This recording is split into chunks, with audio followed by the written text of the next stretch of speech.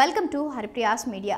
Big Boss season 7 Telugu అనుకున్న దానికంటే పెద్ద బ్లాక్ బస్టర్ హిట్గా నిలిచింది. టీఆర్పీ రేటింగ్స్ విషయంలో ఈ సీజన్కి వచ్చినంత ఏ సీజన్లో కూడా రాలేదు అనడంలో ఎలాంటి అతిశయోక్తి లేదు. ఆ రేంజ్ కంటెంట్ని కంటెస్టెంట్స్ ఇచ్చారు. చివరికి ఈ సీజన్ టైటిల్ విన్నర్గా సామాన్య రైతు బిడ్డ పల్లవి ప్రశాంత్ నిలబడగా అమర్దీప్ రన్నర్గా నిలిచాడు. అయితే గ్రాండ్ ఫినాలే రోజు సాయంత్రం అన్నపూర్ణ స్టూడియోస్ వద్ద జరిగిన కొన్ని అవాంఛనీయ సంఘటనలు ఇప్పుడు కలకలం రేపింది. కంటెస్టెంట్స్ కార్ల మీద దాడులు చేయడం, వారి కుటుంబాలను భయభ్రాంతులకు గురి చేయడం వంటి వాటిపై పోలీసులు కేసు నమోదు చేశారు. దీనిపై చాలా కఠినమైన చర్యలు తీసుకుంటామని కూడా హెచ్చరించారు. అయితే ఈ సీజన్ పూర్తి అయిన వెంటనే బిగ్ బాస్ ఓటీటీ వర్షన్ కి సంబంధించిన సరికొత్త రెండో సీజన్ ని ప్రారంభించబోతున్నట్లుగా గత కొంతకాలం నుండి వార్తలు వినిపిస్తున్నాయి.